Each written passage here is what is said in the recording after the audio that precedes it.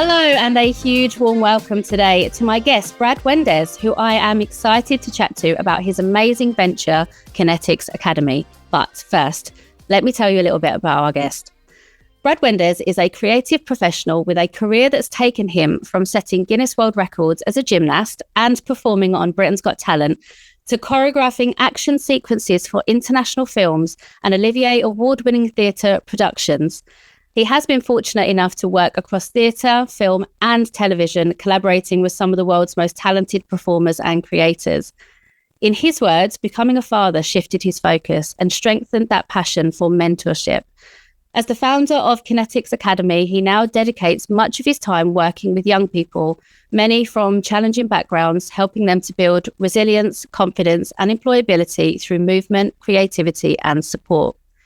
Brad is committed to not only guiding at-risk youth, but also to changing the way employers view our young people, encouraging them to see potential where others may not. His journey has been diverse, and he very kindly shares it in the hope that it will inspire growth, opportunity, and positive change for the next generation. I'm so honoured to welcome Brad to the Recap podcast today. How are you doing today? Good, thank you. Thank you for having me on. It's the first outing of my new purple light as well. So for those watching on video, this is a new thing. It looks very good. I may have to get some details from you afterwards to see, because I'm currently working with this one and it's not working for me. So let's park that and have a chat about that. So I want to touch on a few different things with you today, Brad. But I want to start first with your creative journey and some kind of career highlights. Your career has taken you from Guinness World Records, which is amazing, to Britain's Got Talent and international film sets. I mean, what an array of things. Can you share a moment that really stands out for you in that career progress? Just one moment. I think I was actually thinking about this last night because I'm working on a theatre production at the moment, and I was walking back from Leicester Square back up to Holborn Station. It's like a 10-minute walk, and I use that to decompress. Yeah. And I walked past Covent Garden, and I just remember one of my favourite days, and it was just the most bizarre day because I taught some acrobatic classes first thing in the morning. I then got on a train and went to the Reebok headquarters in London, where I sat in a boardroom with people in suits, and there was a picture of me on the wall of the Reebok headquarters because we were heading up a promo over the course of a whole summer for this new shoe they were launching. There's a picture of me on their wall. I finished up that meeting and then walked back down to Leicester Square and worked on a massive theatre production with Emma Thompson, of all people. So like that day there was all of these things, and I've had this, and it was just a real career highlight of that day of just wacky things in different areas, and it was really interesting. All in one 24 hours. Yeah, I think that was probably about 8 hours in total. It was utterly ridiculous. And I do have to pinch myself sometimes because the thing I always come back to is if I was in a pub and someone told me some of the stories that I have, I probably wouldn't believe them. So I'm really like anxious or nervous about talking about some of the things I've done because there's no way that a person should have done all these ridiculous things. And I have. It's been great. It's crazy, isn't it? Because I think sometimes, and it sounds very much like you work at such a pace where so much is going on and you're kind of moving from one really big thing to another really big thing. And, you know, we can get caught up, can't we, in just going, right, what's next? And we very rarely take that moment to stop, decompress, as you say, and actually take in and go, my goodness, look what I'm doing. And that must have been one of those moments for you to be like, wow, this is where I'm at right now. It was the walk home or the walk back up to the station again, which is why I like that walk. So the walk from Holborn Station, so I get off the train at Liverpool Street, get on the tube, and I get the Central Line to Holborn. And I like to walk from Holborn to Leicester Square. It's probably about the same amount of time if I walk, so I've got the 2 stops on the tube. Yeah. Because I get off and I walk past the Grand Connaught Rooms, which is where we had our Britain's Got Talent audition. Right. And then I carry on walking and I walk past Covent Garden where I've done shows and performances, and then I walk into Leicester Square and there I am at I'm working at Coliseum Theatre, which is the biggest auditorium in the West End. And it's just nice to kind of remember the journey and do that journey. It sounds daft, but that's what I like to do when I'm working in the city. Yeah, no, I think it's really important to take those moments because we can get so wrapped up in having to drive forward. And especially, obviously, we've spoken before, and especially when you've got such big dreams and big ideas and big things you want to achieve. So your brain sounds very similar to mine, where I'm like, right, what do I need to do next? What's the next step to move forward in that area? And now I'm doing this, and now I'm doing that. And I quite often have to, well, actually, I can't take the credit for it. Other people tell me to stop and slow down and go, just take a moment and look at, you know, what you're doing and where you're at, and where you've come from. And that's something that I really try and do often now, is to think back to 2 years ago when I started my company. What I'm doing now, I was dreaming about doing 2 years ago. But, you know, in any given day right now, you can find me frazzled at my desk going, oh, I need to do this and I haven't done that yet, without actually going, actually, we've achieved quite a lot. And I think those moments, like you've said, you know, walking between things, taking the moment to walk instead of getting the train, gives you that time to think about the achievements that you've had, and, you know, some huge achievements. So good for you, because it sounds like you're doing amazing things. So what first drew you into gymnastics and performance? You know, how does that come about? Well, I'm 42 now, so we're going back a few years. It actually is the cornerstone of everything I do. Every single section and every single different project that I'm involved in all comes back to the fundamentals of my starting in gymnastics and sport. So I wasn't particularly sporty. I've always been very physical and active. And going to school in the 80s and 90s, if you're a boy and you don't do football, rugby, tennis, if I was told by a PE teacher I was the least sporty person she'd ever met, which is hilarious. That's ridiculous. How smug are you now? Yeah, exactly. And I do bump into her occasionally, and I know that she knows what I do. And and I think things like that made me want the people that I interact with to not have that experience. So these are all like things that have been parts of my life. So I joined school gymnastic team. I went to Chelmsford Valley High School in Chelmsford, and they had a gymnastic display team, and that's really important, that it was non-competitive. So you would go and you would learn skills, and we would go and do shows and performances and displays. It was very regimented, very disciplined. But the most important thing that I didn't even realize at the time was that camaraderie and that teamwork and that importance of shared experience to build friendships and to make you feel included. And now doing the work that I'm doing, I'm looking back and I'm like, well, yeah, we are reward-based mammals. We're very simple creatures. If we do something and it makes us feel better, or it gives us some sort of tangible reward, we will continue doing it. Yeah. So you'd go and I would learn skills and I would feel better about myself. I would be healthy.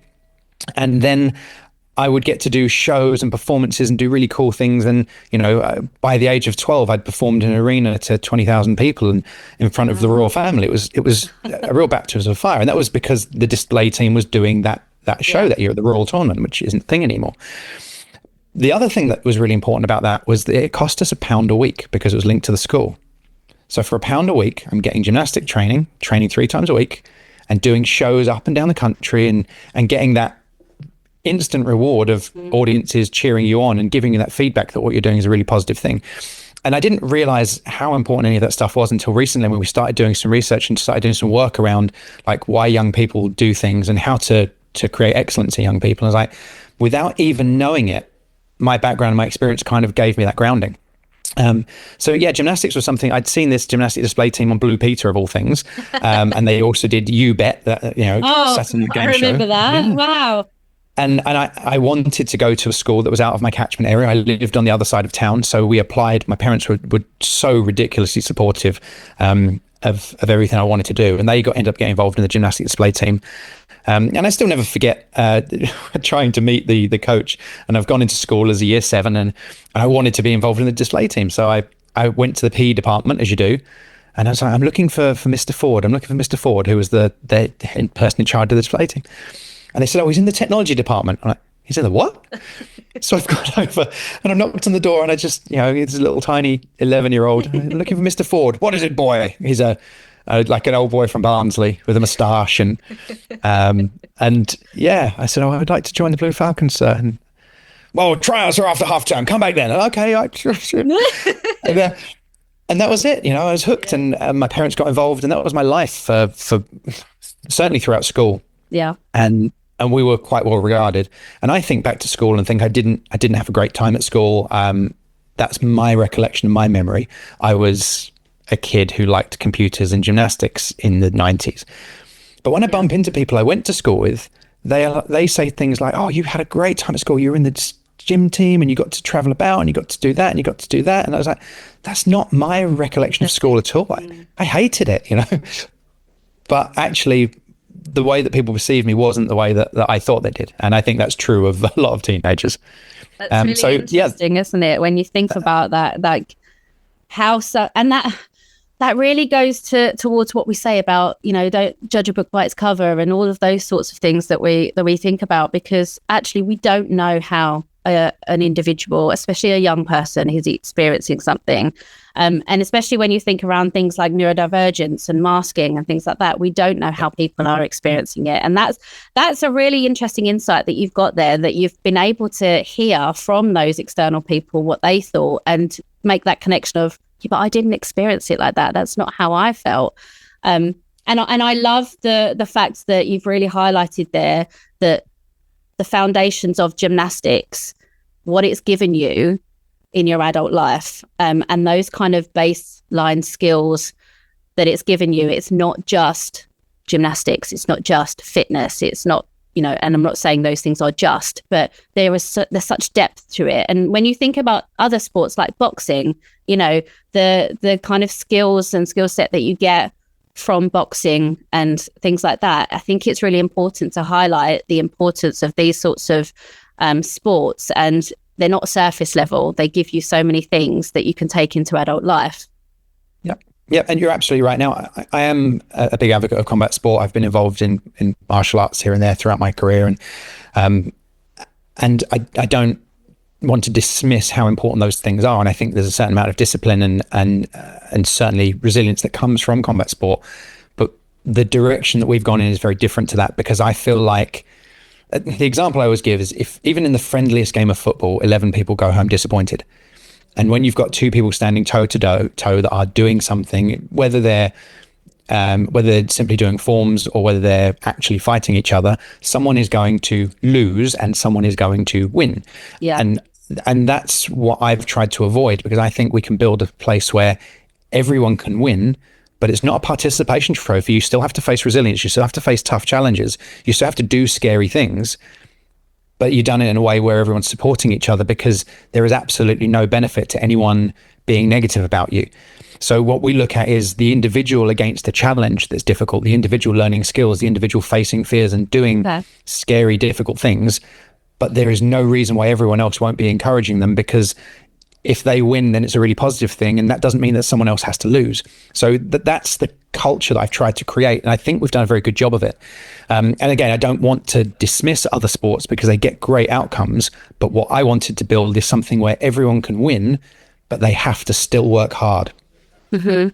I think you found a really nice balance there, because there is very much two camps of people, isn't there? There's the people that are kind of, the main thing is about participating. It's not who wins and loses.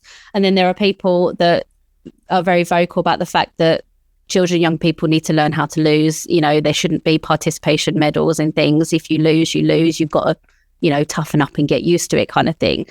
I feel like you've created a really nice balance between the two in terms of actually teaching young people that you can't win everything, but actually you are winning in that situation because look at your personal growth, kind of thing. Is that a fair? Absolutely. To be better than you were. And in reality, the only fair competition is competition with yourself, because you are getting better than you were. And people have different biological advantages. I'm 5'10". I'm never going to play in the NBA. I'm not a 7-foot monster. But if I were going to be playing basketball and trying to get better than I used to be, then that's still a win. Yeah. And that's kind of what we've created. And that stems into all of the employment that we've done as well, and the nurturing and the mentorship. And the mentorship program has been 3 years in development. I've looked at the workplace culture we have. I employ predominantly young people, and young people get a bad rap. People say young people are lazy, young people don't want to work, and young people don't want to do that. I employ my entire workforce. Alex is now 32, but the rest of them are all under 30, ranging from 16 up to, pushing 30. I'm the old man in the building. And we have 0 unauthorized absences in the last 12 months. None. And our sickness is next to nothing. And I know that if someone phones in sick, it's because they're actually ill. And And I use, again, there's a couple of examples I use just from observation. It's something that I've tried to take into my own work with the employment that we do. Again, I've got a workforce of 14 people. It's not a small group, but the workplace culture has to be one of support, where they have to support each other. And I know as business owners, we want our staff to care about the business and care about the customers and things. And I know that mine do. But when we're looking at service level jobs and things like someone working in a cafe or a bar or one of these enormous chains, I think it's unrealistic to expect someone on minimum wage to care about the shareholders' payouts and things and to care about the business, because I just think that's unrealistic. And I know that we should want them to do that, but I don't think we can. But what they should care about is the other people working there that are in the same situation as them. And I drive past a Greg's every morning, and more often than I'd like to admit, I stop in and I'll get a coffee, and I stopped there one morning and they were queued out the door, and one member of staff was sitting outside vaping on a chair outside the front door, while another member of staff was serving this enormous queue of customers. And I just thought to myself, my guys would never do that. Because even if that member of staff outside doesn't care about the business and doesn't care about doing a good job, they should have enough respect for their coworker. They say, you know what, I'm going to have my break in 5 minutes because I don't want to leave you in that situation. I don't care about the business, but I don't want to leave you in that, because if you've got their back, then they've got your back. And I think it was even in the same month as that happened, we had an incident where a 17-year-old who works for me on a Saturday morning was unwell. He came into work unwell, which is, I mean, for a 17-year-old to do that is, well done, fair play to him. And he was clearly very unwell. He couldn't have worked the day, but he came in anyway. And a 21-year-old, who was my supervisor at the time, sent him home without any input from me. I had no input in this, sent him home, knowing that 21-year-old would have to cover his work that day. And the 21-year-old made the mature decision, you need to go home and rest. I will cover your work today. Don't worry about it. And I know that the other one would do the same for him, because they care about each other. I like to think they care about the business and they care about everything else, but what we end up with is a really good customer experience, really good camaraderie, and a really good workplace culture, because the staff care about each other. And that's the foundation. They have to care about each other. And there's no reason in any workplace why the staff shouldn't all care about each other's well-being. Sorry, I got on a rant there. No, go for it. That's such a beautiful story. Like, it gave me goosebumps when you was talking about that experience with your supervisor and the employee, because that's not a common thing. That's not a common story we hear from businesses. And I'm interested, where do you think that comes from? Do you think that that's the role of the business to foster that care for colleagues, or do you think it comes earlier in terms of our school system or our education system? Should we be better at teaching our young people, those compassion, empathy, working together, team, that sort of skill set? Where does that responsibility lie, in your opinion? Well, you're going to get me onto another story that I told this week. So, sorry. I heard a story recently about Charles Darwin and some of the things that he found when he was studying, when he went around on the Beagle and he wrote on Origin of the Species. And quite often when you talk about Darwinism, someone will say survival of the fittest. And actually, Darwin never said that. Darwin didn't coin that phrase. That was someone else that coined that 5 years after after the book was published. Because survival of the fittest isn't really the message that Darwin, or even it wasn't what Darwin found. And when people talk about modern society, and they say things like, well, it's a dog-eat-dog world, you think about what the literal dog-eat-dog, that's not how dogs behave. Dogs don't eat each other. Dogs aren't cannibalistic. Dogs are pack animals. They work together to achieve a common goal. You look at the way wolves behave. They work together to achieve what they need to achieve. And what Darwin found when he was studying very simple tribes, I think he referred to them as savages, which is not great now, but he was looking at which tribes were the most successful and which ones thrived. And he ascertained from traveling around the world that the tribes that had the most cooperation and collaboration were the ones that were thriving. And I think that's a message that's been massively lost, because when we talk about survival of the fittest, the strongest survive, it's not. It's the most cooperative. It's the most collaborative. Those are the tribes that survive.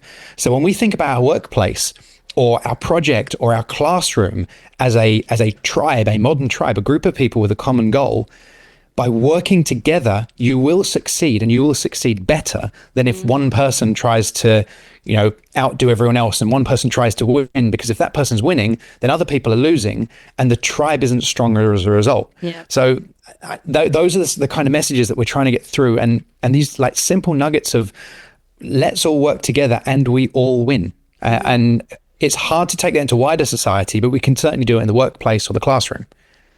I could not agree more. I think you're so right in what you're saying. And I quite often have the conversation with people when I'm talking to people about what I do with Recap, and people think that I'm trying to kind of monopolize. I want everyone to come to Recap because, we've got the trusted information, things like that. And I'm like, that's not what I'm trying to do. I want to connect with as many people as possible who are doing amazing things for families, so that people know that they can come to Recap and be signposted off if they need to be, and create that kind of community feel, because we're all in this together. We've all got the shared goal of wanting to help and support families.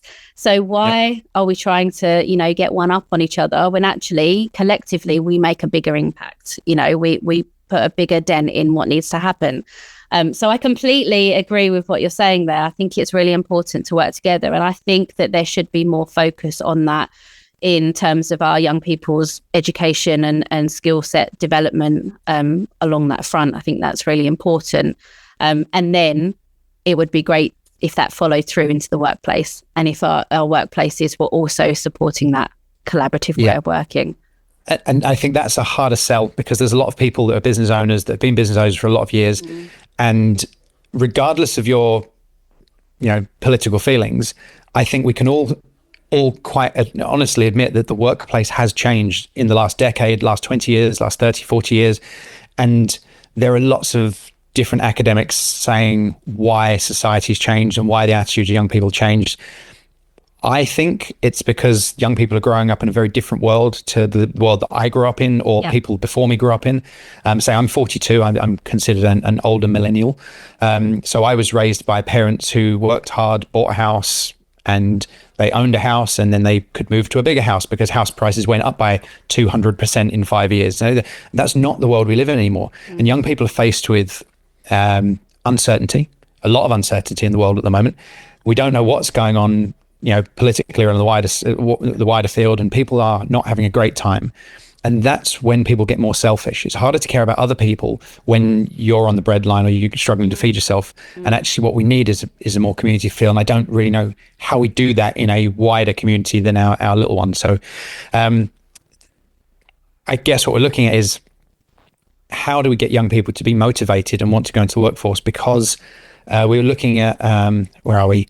I think we're just shy of 1 million 16 to 24 year olds that are NEET at the moment. So about 13% of that age group are not in education, employment or training. And yes, we've got an older workforce. People are staying in employment longer because they have to.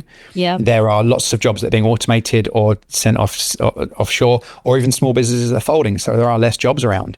And I am fortunate enough to have not had to apply for a job in 20 odd years. But my understanding is things that I did as a teenager, which were walk into a gym with my CV in my hand and say, can I have a job, please? That doesn't exist anymore. You can't do that. You can't put on a suit and just wander into lots of shops and get a job. That's not the way the world works. And I think there's an amount of pressure from older generations and expectations on younger people, and older people saying things like, I worked hard and I did it, so why can't you? Yes. And there's not an understanding that the world is different. So young people are feeling that pressure and feeling like they failed before they've even started. When they're saddled with tens of thousands of pounds of university debt that before the year 2000 really wasn't a thing, and not able to buy a house because houses are so ridiculously expensive. And that's not to say that there shouldn't be any aspiration and people shouldn't work hard and people can't have these things. They absolutely can. It's just a hell of a lot harder. And I have to put my hand up and say that an amount of my success came because I ended up on a reality TV show, in 2007. That kickstarted a massive portion of my career. And I think I'd still be doing something similar if it weren't for that. But I have to accept that that isn't normal. Most people don't go on television and get watched by 9 million people and then travel around the world performing at corporate events. That's not a normal thing to do. And I have to take some pride in that I did that, but I also have to accept that that was a bit of a lottery win. Yeah, it's true. It's really hard for our young people to progress in a world that is so different to, because I'm similar age to you. I'm coming up for 40, so I'm similar kind of age group. So I grew up through the 90s and had that experience, and very much was the same. You know, you take your CV into wherever you work. My first job was waitressing in a dog track, in the restaurant in the dog track in Romford. But, you know, I got that job because I went in, I gave my CV, and that was how I got that job. It's not the same society now. It's very, very different for a multitude of reasons. And, you know, I have a nearly 19-year-old. So I'm kind of seeing that shift into the workforce, and have saw that shift into the workforce over the last couple of years. And she does have a full-time job, and she also started her own photography company because it's something she's passionate about, and she can juggle the two side by side. But, you know, she wants to look at moving out. She can't. You know, it's impossible for her to be able to find the deposit for the amount that she would need to then go on and purchase, even though she's working in a job that, you know, would pay enough for her to move out. But getting on that ladder is not as easy as it was when we were younger and our parents were younger. And I think the other kind of screaming thing out in terms of employment and our young people, for me, is that they're not being taught in the education system, in my opinion, for the jobs that are available now and will be available in the future. You know, the way that the workforce is going, we need to shift what our education system looks like. We need to be training skills that will enable them to get those jobs that are coming available now, and, you know, the jobs that are not even around yet. You think of our 4, 5, 6-year-olds that are just entering school.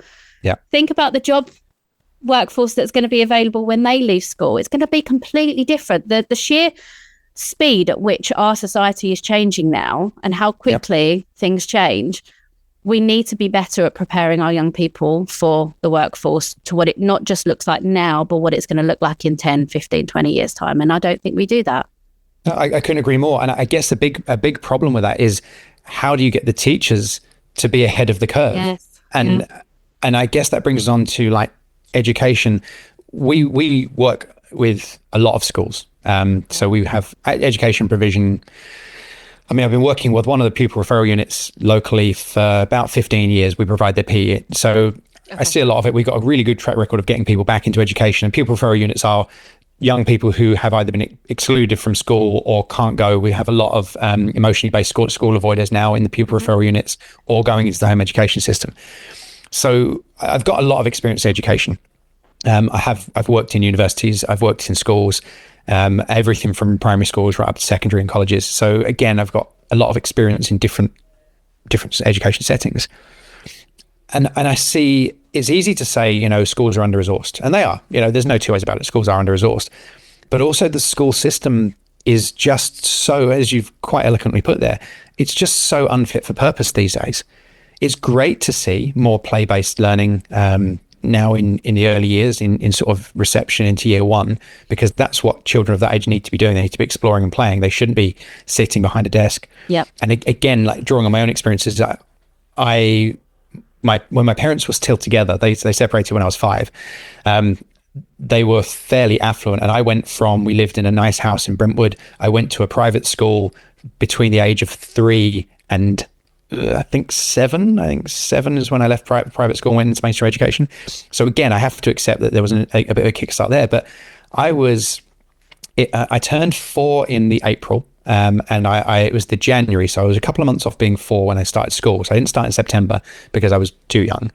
And there's photos of me, cap on, blazer, briefcase, at 3 years old. Now, I've got a 3-year-old. I'm like, absolutely no way. And my mum often would tell people on the first day of school, we've gone to this little prep school. And when they picked me up, the teacher said, has he been to a council play group? And I said, well, yes. Yeah, we lived in at Bromford, then Brentwood. Oh, okay, because he stood on a table today. So, well, well, yeah, of course I did, because I was 3.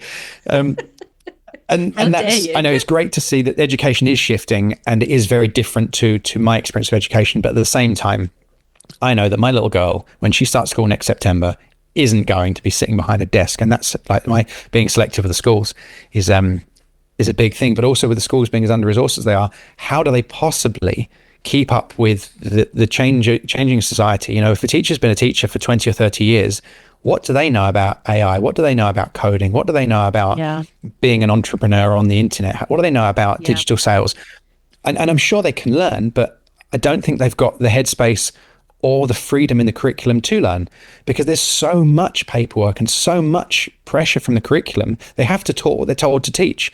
So the teachers are just kind of parroting what they're supposed to. And there are good teachers out there. I've got a lot of friends who are teachers. There are great teachers out there. And I don't want to belittle the teachers themselves, because they're doing the best they can with a bad hand. But the education system is not fit for purpose in the modern world. And we have to look at that, because we are hamstringing our children by sending them to workforce unprepared. Yep. Absolutely. Totally agree. And I agree with what you're saying in terms of, there are some really, really great teachers out there.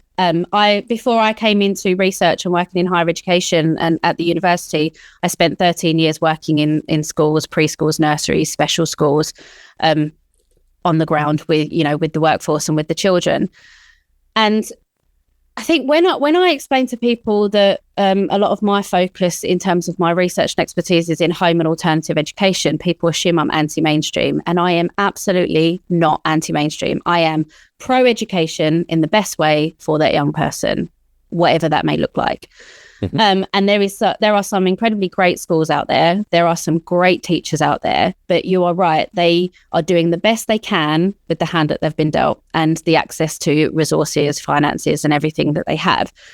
For me, in terms of like the curriculum, the school system, things like that, I would love to see it where our kind of early years, that primary school age, is really focused on those key life and self-development skills, getting to know themselves, getting comfortable in who they are, how they can contribute to society, in terms of when we're thinking about that collaborative working and the, having empathy towards others and things like that. Those key self-life skills, I would love for primary school to be focused on that.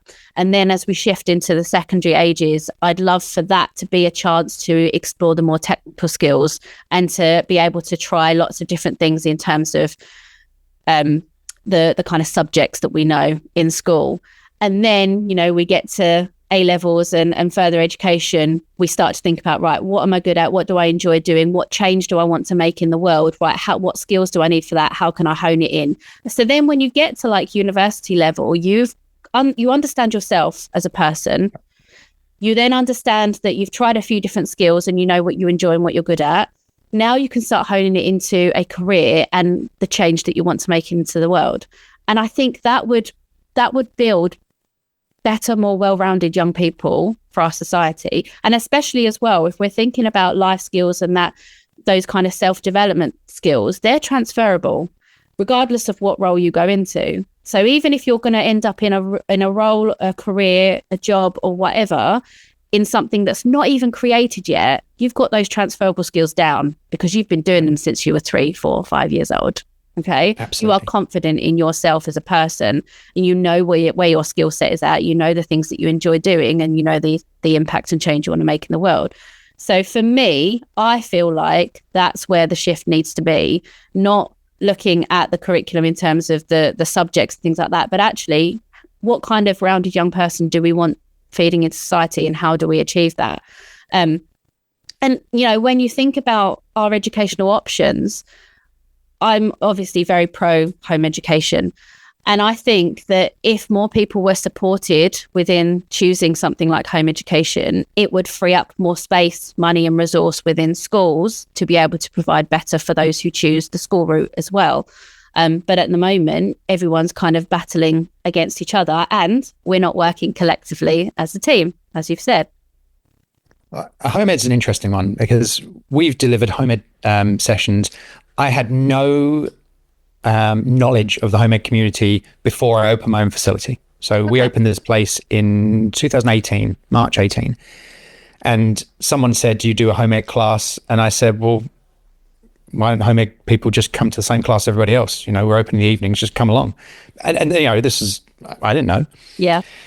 So I said, okay, well, we've got some time in the daytimes. I'll set up a home ed session. And we ended up like 40 people coming in. Wow. And like 2 classes of 20 kids. And I didn't understand simple things like they didn't know how to stand in a line and put their hand up to ask to go to the toilet. And this was quite some years ago. No, that's a generalization. That wasn't every child, but there are some in there who hadn't done a lot of socializing. And it got me thinking about, you know, just the school system and that sitting down, being quiet, putting your hand up, and all those things that kids kind of have drummed into them from a young age. And I don't necessarily think those things are right, but in a group situation, it makes group management a lot easier if they do those things. So we ended up with, I think, someone weed on the floor. And again, these are little fringe cases, but it did start to influence my opinion of the home ed community. And you end up thinking, oh, the home ed community, that's a bunch of blue-haired weirdos that just don't want their kids to be in school. And that's, I think, a perception of a lot of people of what home ed was all about. It's just nonconformists who just want their kids to go and roll around in the forest in their pants all day. And that's not the reality of it. And there's been a real shift. And I was not, my opinion on home ed personally, as someone who was not a father at the time, was I know the school system is flawed and I know that it's not as good as it could be, but I don't think I could do a better job because I've got this going on. So I just have to do the best I can in choosing the best school I can so that my potential future child will have the best opportunity. Now that I'm a father, I don't know, you know, because I see the problems that schools have. We work with the education system, and I think there was a massive, massive shift after 2020, after COVID, after the pandemic, where a lot of people who home educated because they had to, and that was an awful time because those children from poorer backgrounds that didn't have access to tablets or internet or computer, or, you know, didn't even have a workspace at home, people living in little flats that just don't have any space, were not getting the education that they needed. Whereas those from more affluent areas that had the technology, the access, or even the time to spend with the children could. And I think that we're still feeling the echoes of that in education, and I don't know how long that's going to go on for. But what it kind of drummed home is to a lot of these families that, well, actually, the education system is struggling, and we can do it at home. With modern technology, some people can do it at home. And now I see, and I use the term because it'll make sense to people, not because of what I feel, but so-called normal people in the home ed communities that are just people that took their children out of school in COVID because they had to, that are now created this community. And I know there was a lot of uproar when they were talking about Ofsted potentially, you know, people being having to be Ofsted registered to home educate and it being heavily regulated. And there was a lot of pushback around that. Honestly, I don't know what the outcome of that was because I'm not involved in that community. And they are, in my experience, little pockets of community rather than one big community. And I think when we're talking about collaborative work, if there was some sort of, I don't know, to formalize home ed doesn't seem like the right thing to do, but to have a bigger community that's working together, I think they get better outcomes for the kids, particularly given that there are a massive mixture of more affluent, less affluent, and people from really just,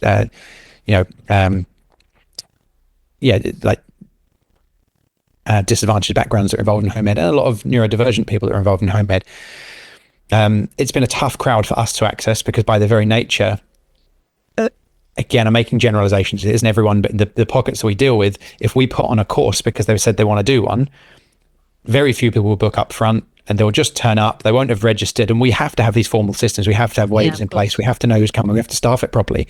And our experience is we're working with the home ed community because there's not, what we deal with a school, we speak to the school office who deals with the teacher involved, who does all the paperwork. They've got all the systems and procedures in place. So getting a school group here, we know what we have to do. When we're dealing with a home ed community, it's a lot harder because that's a whole bunch of individuals. Yes. And it's a difficult one. We're trying to do it. We're putting on female-only home ed courses. We've got a couple of home ed sessions a week, and we've got a good little community here. But it's how we how we can better serve that community.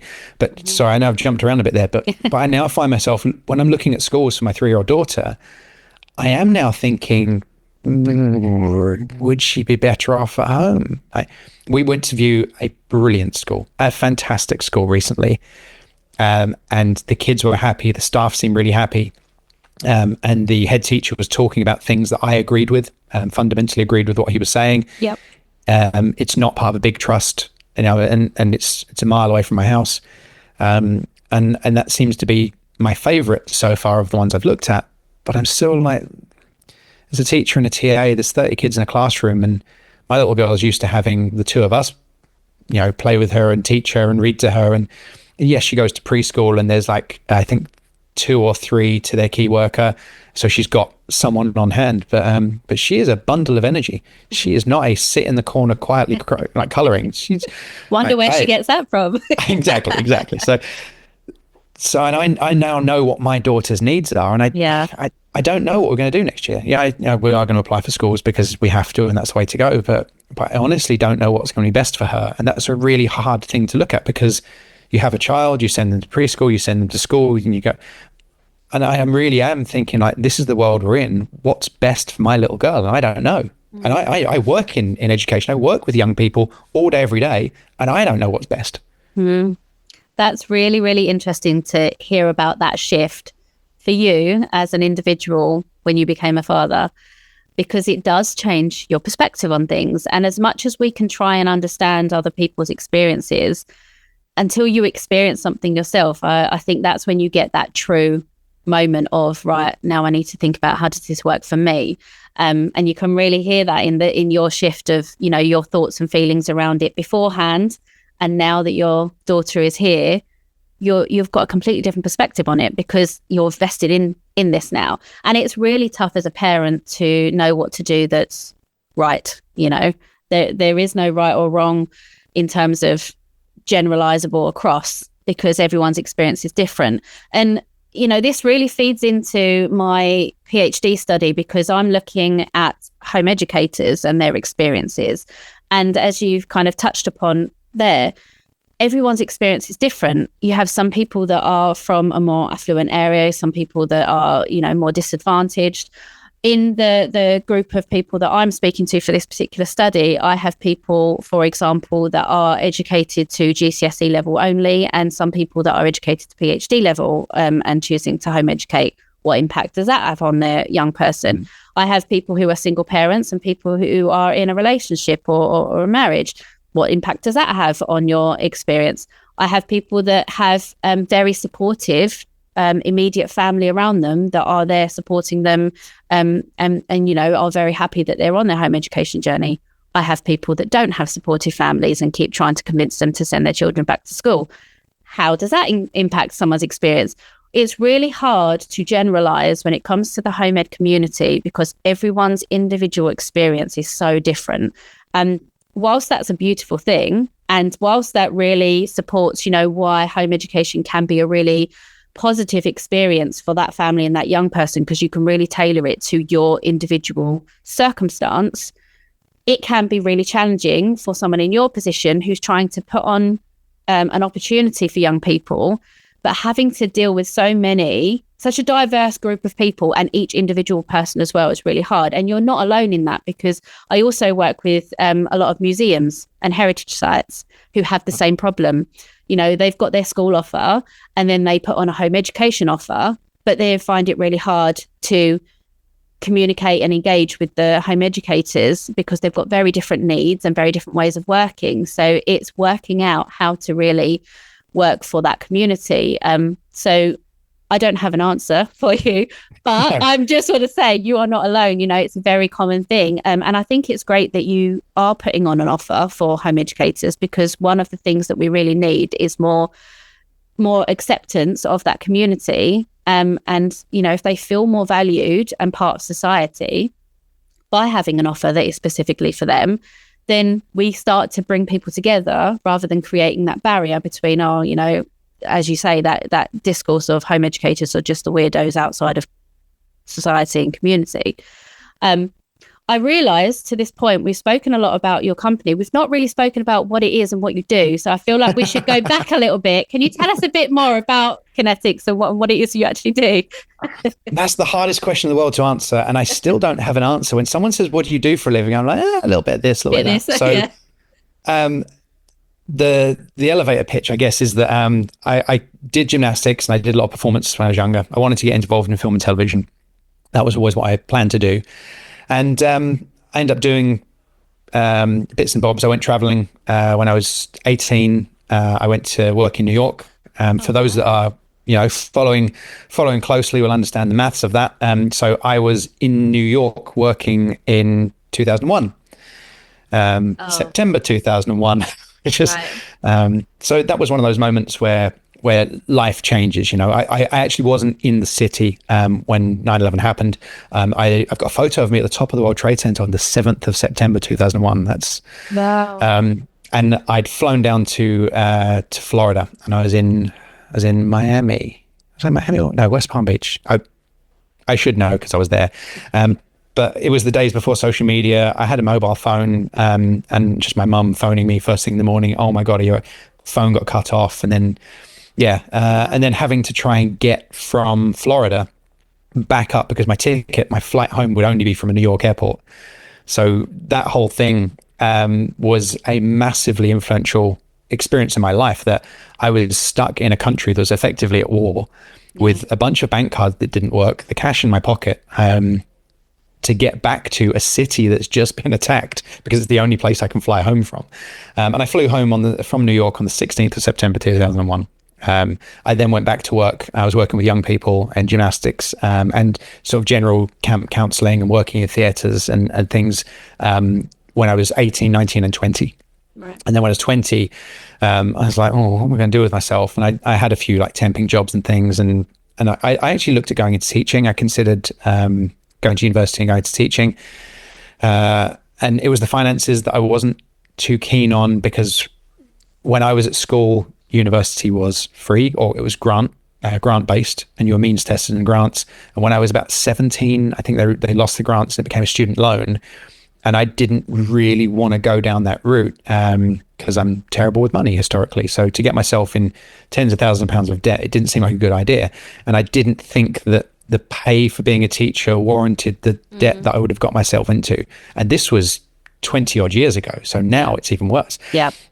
So I kind of didn't know what I wanted to do. So I went and skateboarded down the park quite a lot because I was temping here and there, and I did loads of different jobs. And I saw some kids jumping around, and I went and jumped around. I was still doing gymnastics, but I saw the kids jumping around, and I went and did a flip, and they were like, wow, that's amazing. Like, I say kids, actually, they were 18. I was like 20 at the time. So and they got me involved in parkour and free running. So I went to the city with them, and I took these guys to gymnastic gyms and loved it. It was all of the things that I loved about physical activity, and that it was community based, it was non-competitive, it was about bettering yourself, and a little bit of showmanship and showing off, which is just always good. And I was a little bit older. There's a lot of people involved in parkour and free running back then that were kind of teenagers, and I was 20, so I was kind of an old man in it, which meant that people looked to you as a leader simply because you're a bit older. Yeah. No other reason than you're grown up.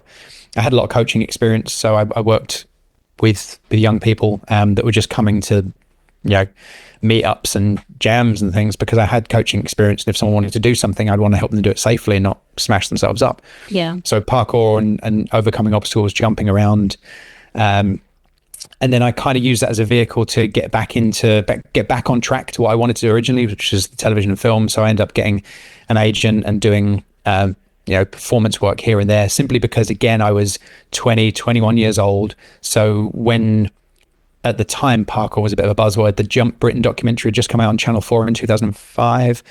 So there were, and social media wasn't really a thing back then. So you didn't just look someone's Instagram up. You'd go on to message boards and forums. You'd ask people in the community, or even TV researchers as you're rocking up to an event and saying who's in charge around here. And a lot of the time people would point at me, because if you ask a 14-year-old who's in charge and there's a man over there, then that's what they're going to point to. Yeah. So that kind of got me back on track. And then we got contacted by Britain's Got Talent in 2006 because Britain's Got Talent, it was the first year of Britain's Got Talent. It had never been done before. It was like the X factor for other stuff. And they got in touch with us, or they got in touch with me via a message board, and said, could we do what we do? Because they've had too many singers and dancers sign up and they wanted it to be variety. Yep. I'm like, I guess so. Like, we had no idea what was going on. It had never been done before. And now I understand how produced it was in 2007. I dread to think how produced it is now. Really, really produced. And I've got a wad of contract that I'm sure I'd get sued if I ever released, but the contract they gave us that we never ended up signing. We did Britain's Got Talent and got through to the semi-finals. 9 million people watched us. We beat the final of The Apprentice that year. And then that kickstarted a career in corporate entertainment. So I was traveling around the world, going to, we were ski resort in Gstaad. I was out in Chicago and Michigan. We were at fashion events. We were at this like ridiculous 5-star golf resort with waitress service in a hot tub. And I'm thinking, I've made it. This is it. This is everything I wanted to do. And I'm jumping around and doing acrobatics and getting paid silly amounts of money I was on a retainer for a footwear company. So I got like £1,000 a month just for not working for other footwear companies. It was a real good time. And then there was the financial crash in 2008, 2009. Right. And we were working with some of the biggest banks and financial institutions doing private Christmas parties for them and private parties and functions. And even the companies that had money couldn't be seen to be spending it. So the bottom fell out of the corporate market at that point. And I had to do something else. Well, we carried on doing some events. We were doing film premieres and things, but I was contacted by a local authority and they said, could you teach other people to do what you do? And I'm like, probably. I've got some coaching experience, Yeah. So we started working with some referrals from a local policing team in Hertfordshire. So some young people that have been involved in antisocial behaviour on the periphery of crime. Police brought them in. We did some just activities with them, jumping, running, climbing in a leisure centre, and it got some really good outcomes. So we started doing some work in the community, going out into really poor estates and showing kids how to play on the parks or how to use the environment around them. You don't need anything more than a pair of trainers and a pair of jogging bottoms. So it's really accessible. And if we set them a challenge, and come back a week later, they've been practicing that thing. And there was one in Chelmsford where we did a 6-week project on a quite a bad estate in Chelmsford. And the community policing officer said that they had 0 nuisance youth reports for 6 weeks. 0, wow. None. With me and one of my friends going and jumping around with these kids for 2 hours a week. Yeah. And it kind of drummed home the power of it. Yeah. So I started working in, I did some work in some inner city schools in Hackney and Islington, and really lovely that a couple of the kids that I worked with that long ago are now working in film and television. And there's one guy who's really successful. If you've ever watched a produced viral video on the internet, he probably filmed it. He does loads of stuff with like Lad Bible and all of those kind of, and he's a really well-regarded viral film producer. If you've seen something on TikTok and it looks like it had a team there, he was probably on that team. And I reached out to him a couple of years ago and said, so proud of everything you've done. You've worked really hard. And he came back and said, I wouldn't be working in film and television if it weren't for you. If it weren't for you coming to my school, showing that you can, that we can do that kind of thing. Because I was talking to the kids then about the things that I'd done just because I'd got good at jumping around and the adventures that I'd had and these amazing things that a bunch of working class guys from Essex had gone out and done. And I kind of come back. I know I spoke earlier about how I went to private school until I was 7 years old. And when my parents separated, I lived in a 1-bedroom flat. My mum slept on the sofa for 3 years. Car got repossessed. I had cheese sandwiches for dinner. I went from living in quite a privileged life to having nothing at all, being really, really poor. Mum would, sure, she wouldn't mind me saying this now, it's so far on, but she would order the groceries from the milkman because she knows that he'd deliver things like milk, bread, cheese, and then you can hide when he knocks on the door to collect the money and you can wait until payday, because she had no money. That was my upbringing. And when you're a kid, you don't realize you're poor because that's life. And looking back, I'm like, that must have been so hard. Mum being a single parent, sleeping on the sofa. So I had the bed, walking me to school because we had no car. And she was working 2 jobs and I'd have to either have a babysitter or I'd have to come and sit her, watch her teach fitness in the evenings, which probably helped go in the direction I'm going in. Yeah. So now when I see families who are struggling, I want to help them because I've got some lived experience there. So again, when I'm going to schools, I'm not going to schools as someone who went to private school and was born with a silver spoon in my mouth. I'm going to schools and saying, I've done all these awesome things.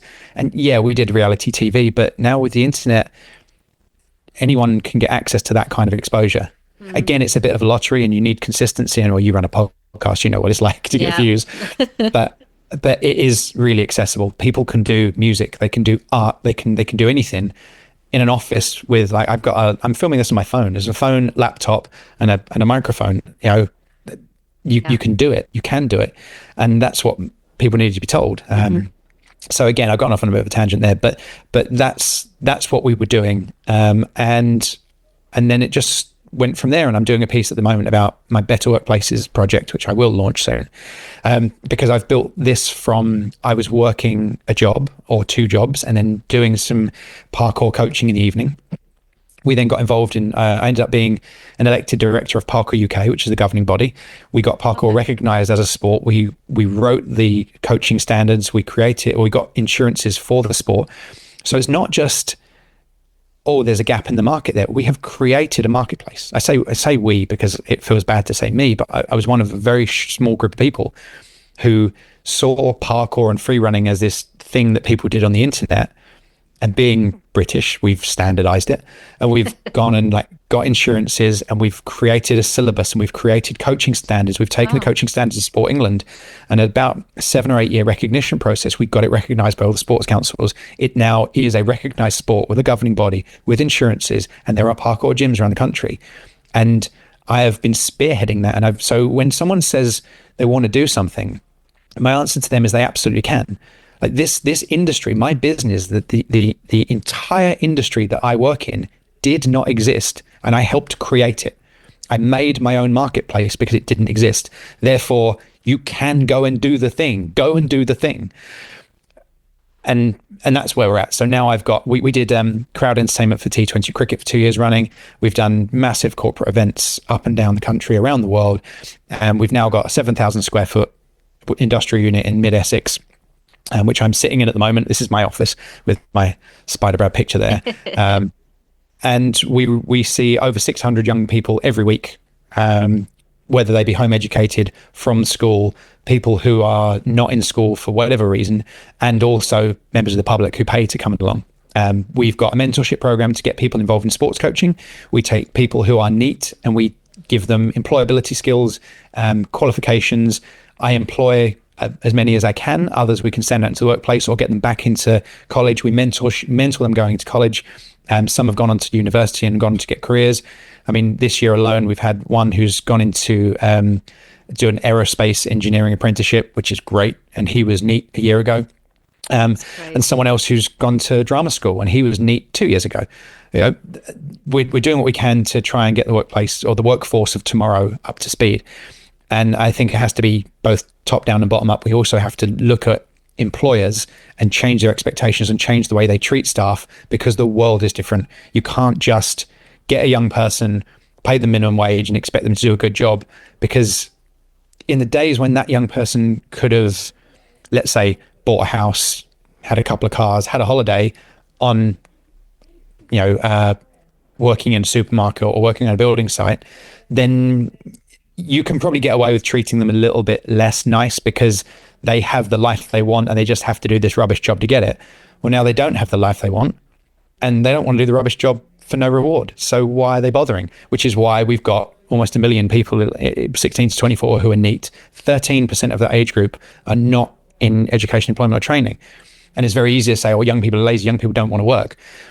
They do want to work, but they also want to live the life that their parents and grandparents had, which is you work hard and you can have a house and you can have a nice thing. Yeah. And you get a pension and you can retire and all this, which, now they're working 3 or 4 jobs to live in a flat share. Why bother? Yeah. So Kinetix is predominantly a sports organization. In fact, Sports Club of the Year, we won this award this week. Whoop, whoop. I'm very, very excited by my Amazing. We were nominated for 4 awards at Local Sports Awards, which was, I was nominated, I was highly commended as an inspirational role model Caroline, who works here, got was nominated for the Go the Extra Mile, and she deserves that. She's phenomenal. She works with all of our schools and projects and deals with specific outcomes for young people.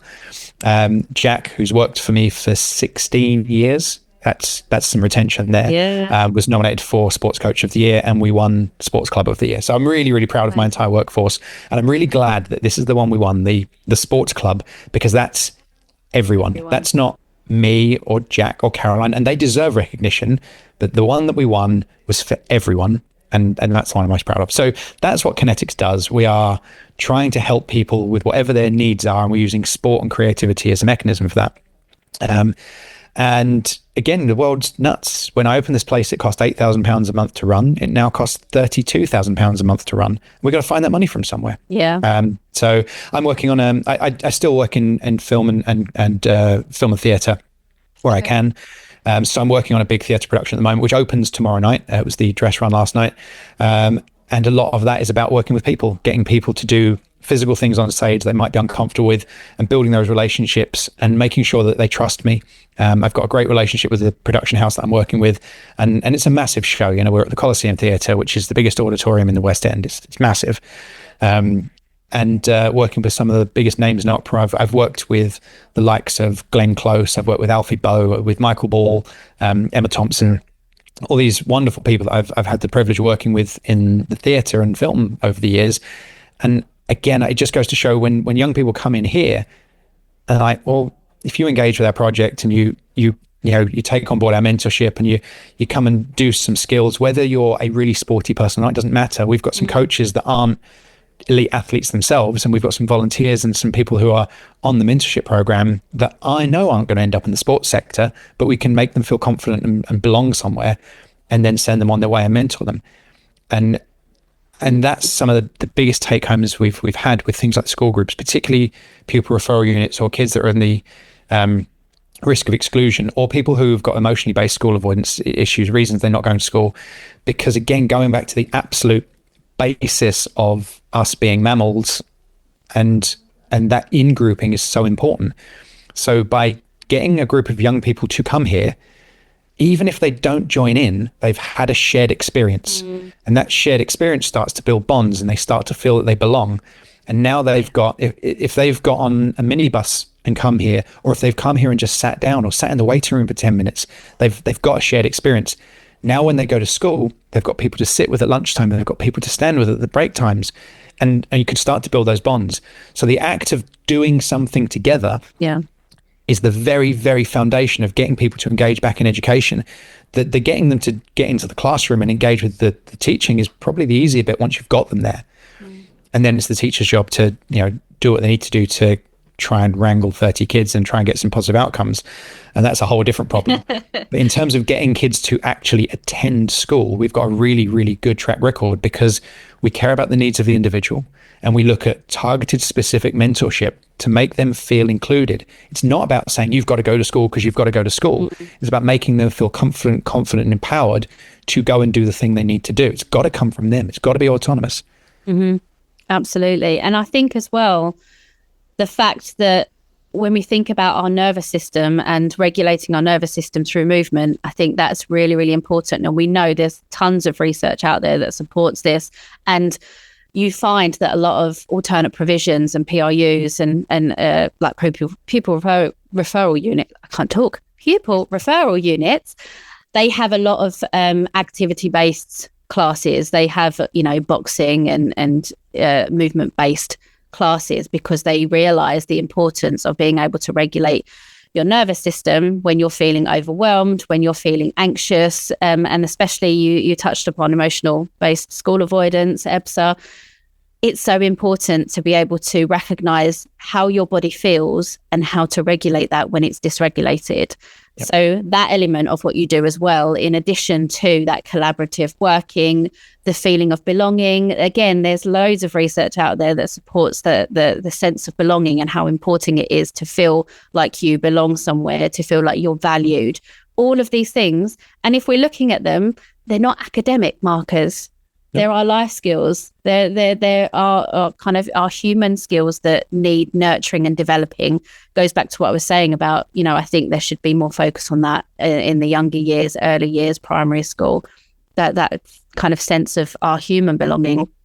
So I think that's going to be key to what you're doing. I think that's why it works so well with what you're doing. And I love the fact that you've kind of pioneered this way and created that framework around it to make it so sustainable and to enable it to grow and reach more people, because it's certified and it has that framework around it and it has those guidelines and everything like that. It's great, the work that you've done for our young people in that sense. Is there like an age limit? Or is there, how young can a person get involved in what you're doing?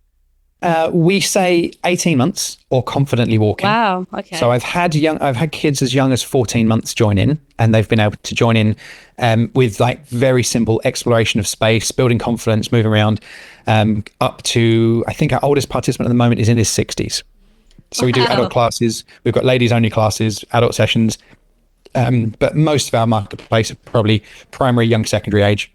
I say between people who pay to come here and school projects, there's a little over 600 people a week now. Wow, which is a lot of people. Incredible. A lot of people. Yeah. How do you find the time to balance doing that in addition to the acting work that you do and everything else that you fit in? It is difficult, and actually, that's my lesson at the moment, is how I manage that. I say I started my own podcast a couple of years ago. I haven't recorded one in 6 months because I was like, that's the thing that just has to not be there at the moment. That's the thing that has to go.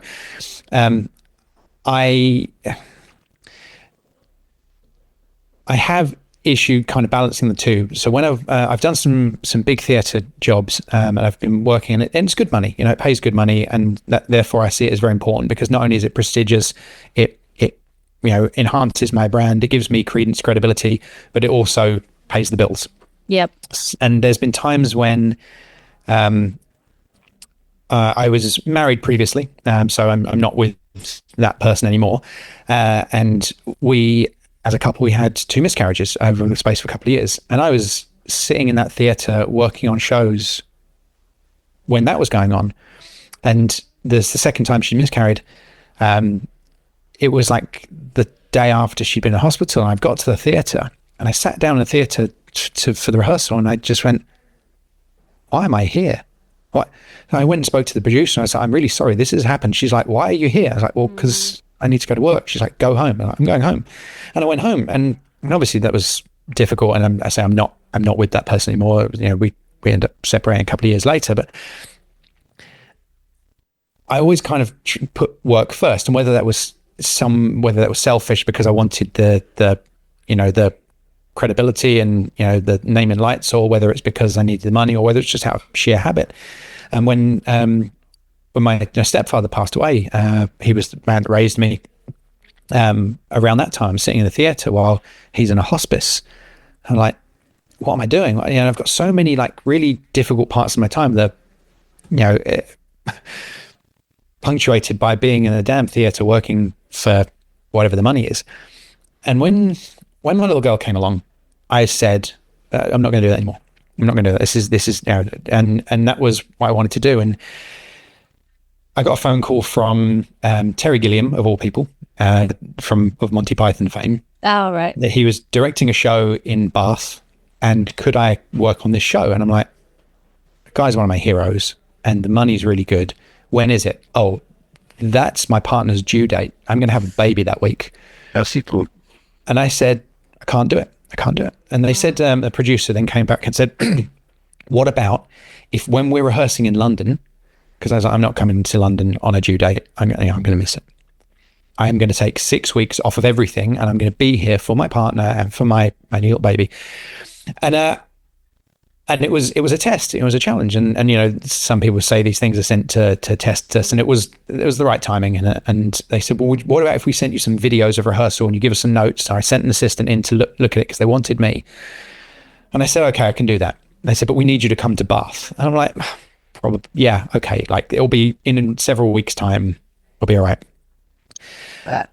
And it was working okay.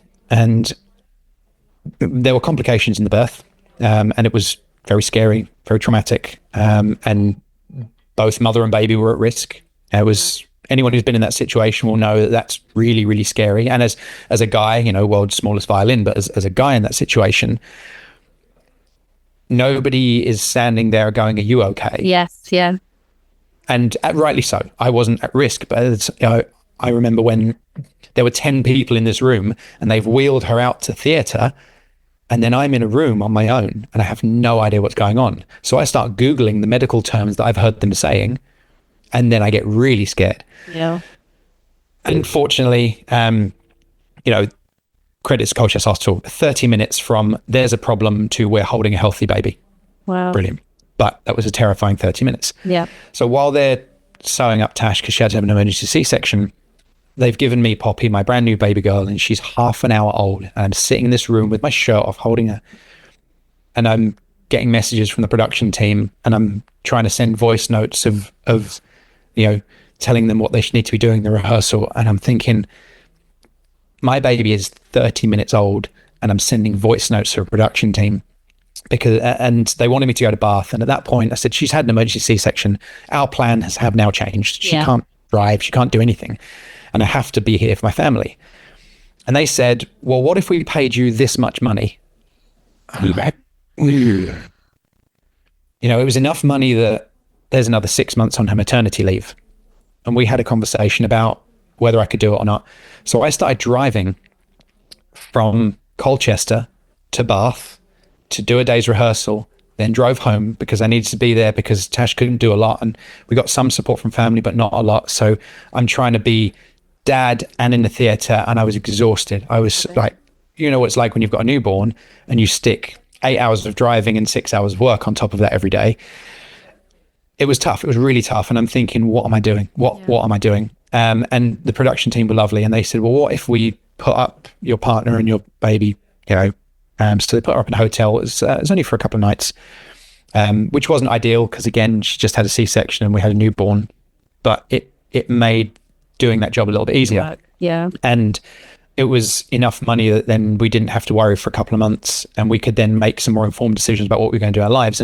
But I still look back and think, was that the right decision? And I don't know. I still don't know. I mean, financially, yes, but it was exactly what I said that I wasn't going to do. But I couldn't say no to that job. And I think when you're a parent, weighing up, being right and wrong isn't binary. It's not black and white. And I still don't know what the answer is to that. But I am making better decisions now. So working on this show that I'm working on at the moment, they wanted me for a lot more time than I needed to. And on a daily rate, I'll do as many days as they want me to, because, that's the extra income. But they asked me if I could do a day. And it was a day that we were going to view schools for my daughter. And I was feeling the pit of my stomach. I'm like, oh my God, I can't say no to the production team. But I said, I'm afraid I can't. I'm viewing schools with my daughter that day. And they went, that's fine. Okay, see you on Monday. I was like, oh, okay, wow. I can say no. And another one last week, I promised my little girl I was going to spend the day with her because I'd been out morning and night 3 days in a row. And try and do, most days I can do bedtime and I'll be there when she wakes up, which is brilliant. But I couldn't, so that's unusual for her. So I'd said we were going to spend the whole day together. We actually spent 4 days together. I spent 4 days as a family with my little girl and my partner, and it was lovely. But the production team said, we've got some stuff going on. Can you come in on that Friday? And I was like, I've promised my 3-year-old I'm going to spend the day with her. I have to do that. And they were okay with that. So it's been some growth for myself that I can say no, I can have some boundaries, and I need to weigh up what's important. But I'm 42 and I've been doing this a really long time, and I'm struggling with balance. I really do feel for younger parents. I wasn't regulated enough to make these kind of decisions when I was 25, and it is hard. I used to have a temper, and I think back now to even my early days of coaching where I would raise my voice to kids, and it makes me cringe. It makes me think that, and because you give what you get, don't you? That was what I experienced growing up, particularly through quite strict disciplined gymnastics. You get shouted at and you get told you're wrong, and it's only really the last 6 years or so that I've really had a handle on my own emotions, which means I can be a better leader for other people. And that's where the organization has grown, because I've gone from being frustrated to being compassionate. Yeah. I've always been compassionate. I've always cared, but I've not had a handle on my own emotions and been able to regulate myself enough to then support other people. And that's been the biggest learning experience. And I am now a better dad than I would have ever been as a younger person, because I've got control of myself, which means now when my toddler is being a toddler and having a tantrum, I can sit down at her level and ask her why she's feeling grumpy and give her a cuddle. And we don't raise our voices. We don't shout. I mean, she shouts because she's 3, but yeah, you know, we're still walking a tightrope. There's a lot to be said about soft parenting, and it's not always yes, and there have to be consequences and there have to be rules. But I'm the grown up in the room, so I'm not shouting at a 3-year-old. I'm certainly never raising a hand to her, because that's not going to get the outcome. So yeah, that's been my growth professionally and personally.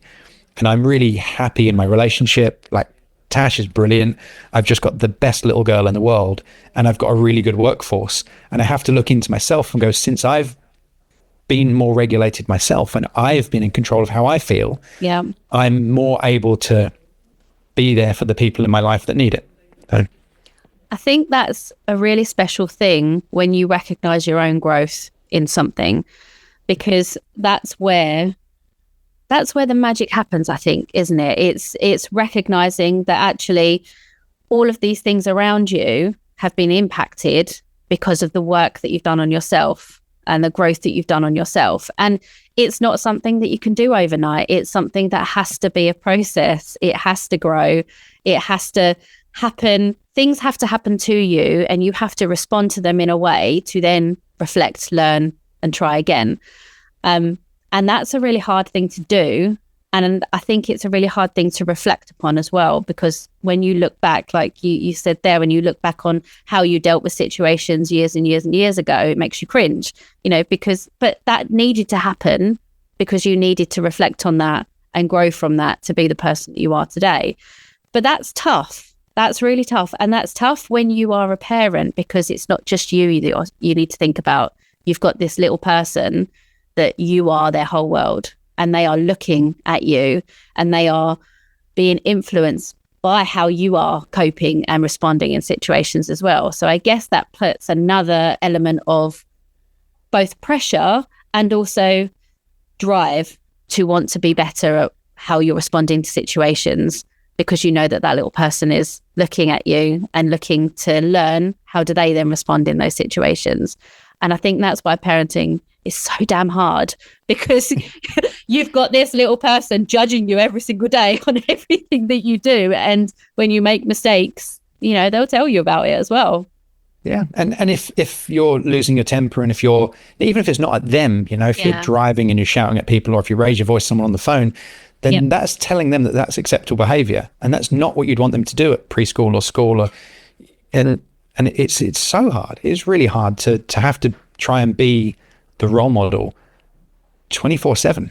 Well, and I think you've got to have a rein on yourself, and you've got to understand yourself before you can start to do that for someone else. Yeah. And I think that's why I really love it when people kind of go through that journey with their children. So obviously my daughter's a lot older, and I can openly say to her, I'm having a bad day today, or this has affected me. Like yesterday, I was really aggravated by noises. So I'm autistic, and there are certain sensory things that sometimes I can feel quite overwhelmed with.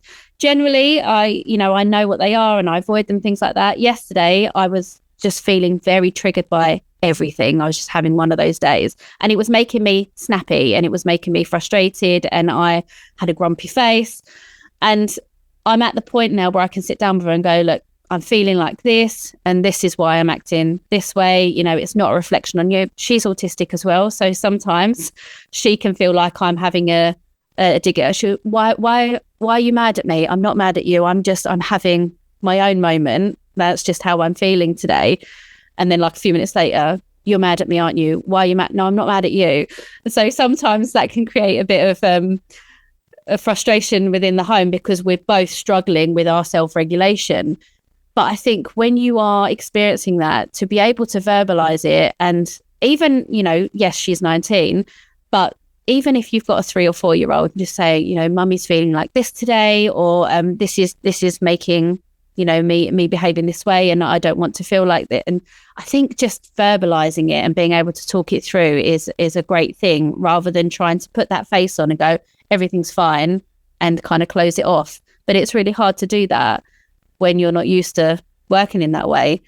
And I guess as well, thinking about it from a business perspective, you see lots of things online when they kind of differentiate between a boss and a leader, don't they? And when it's like a boss tells everyone what to do and kind of sits back and lets everyone do it, whereas a leader is there doing it with them, and the growth is happening. And I guess this kind of turns right back to what you were saying about that collaborative working and creating that workforce and that work environment where everyone feels valued, feels belonging. And, you know, it doesn't matter if you're the CEO or the cleaner of the building that you're working in, everyone's in it together, working together as a team, and it's creating that environment, isn't it? Which I guess goes back to what you were saying about your kind of next steps and wanting to build that. We want to teach other workplaces to using the techniques that we've used with young people, getting them back into education and making them feel belonging and included and take the next steps in their journey. And then using that in our workplace and looking at the way that we treat our staff and really looking at maximum communication between top of the organization and the bottom of the organization. Yes. In fact, there's not really a big gap between top and bottom, which is a double-edged sword, but it means that we always kind of know what's going on. And I know if, you know, even if one of the junior coaches is having a bad day, I normally know about it, and I can ask them if they're okay, or let the others know that that person's having a bad day and we just need to support them. Mm-hmm. And the other guys will just do that because that's what they've always had done in this workplace. So the next step will be trying to teach other workplaces how to do what we do.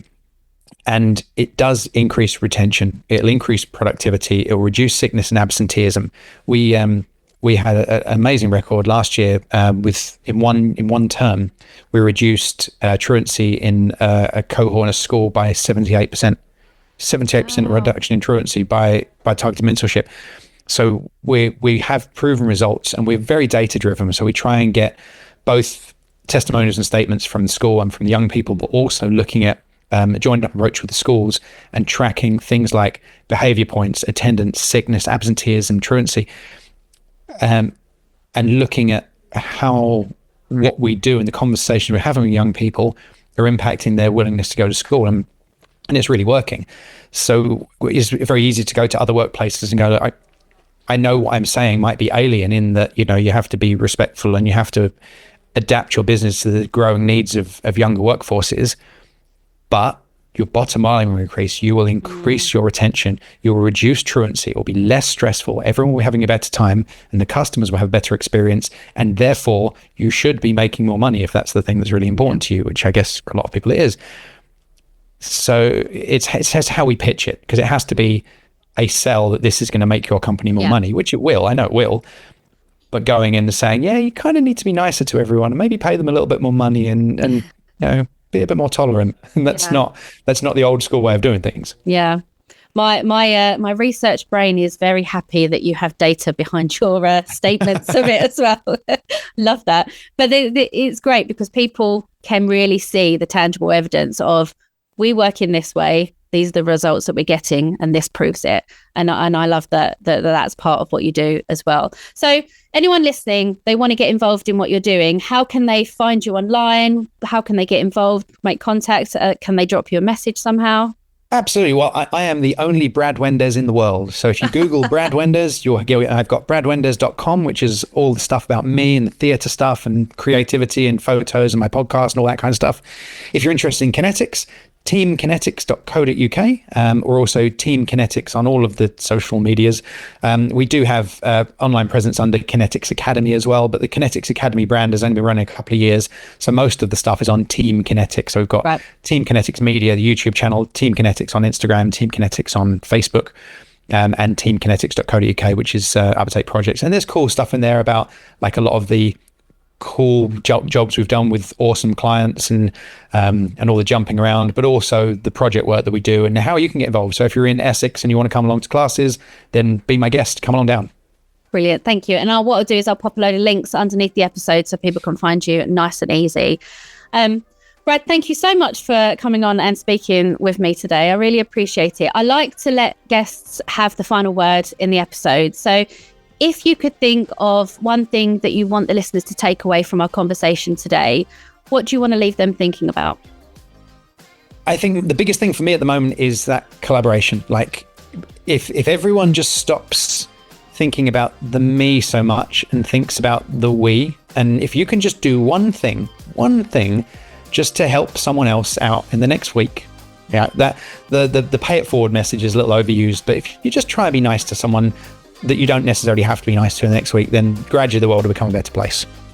Amazing. Brad, thank you so much for sharing your story today. I can't wait to see what happens next. Thank you.